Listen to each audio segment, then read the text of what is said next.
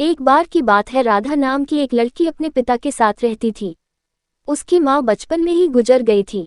वह अपने घर का काम करती फिर कॉलेज जाती थी। कॉलेज जाते समय वह रोज रास्ते में एक जगह पक्षियों को दाना डालती थी। उसके घर में भी 2 पक्षी थे, उनको भी वह रोज दाना डालती थी। एक दिन उसको पक्षियों को दाना डालते जमींदार के बेटे ने देख लिया। उसने अपने पिता से जाकर राधा से शादी करने की इच्छा जताई। जमींदार ने राधा के पिता से बात करके अपने बेटे की शादी राधा से करा दी।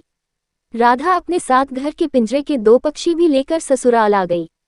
वह उन पक्षियों को रोज दाना डालती थी। राधा की सास को ये बिल्कुल भी पसंद नहीं था। वह उन पक्षियों को परेशान करती थी। वह उनका दाना पानी जमीन में फेंक देती थी। एक दिन राधा की सास ने पक्षियों का पिंजरा ही जमीन पर फेंक दिया। उसे यह करते हुए राधा ने देख लिया। राधा ने मना किया तो उसकी सास ने राधा को ही डांट दिया। इन सब बातों से राधा परेशान रहने लगी। एक दिन राधा के पति ने परेशानी का कारण पूछा तो उसने सारी बात बता दी। उसके पति ने राधा को पक्षियों की भलाई के लिए उनको पार्क में छोड़ने की सलाह दी। अपने पति के कहने पर राधा ने उन दोनों पक्षियों को बाकी के पक्षियों के साथ पार्क में ही छोड़ दिया। वह उनको कभी कभी दाना देने पार्क में जाती थी। अब सभी पार्क के पक्षी राधा के अच्छे मित्र बन गए थे। पक्षी अब राधा के घर पर भी आने लगे। राधा की सास को जब ये पता लगा तो वह गुस्सा हुई।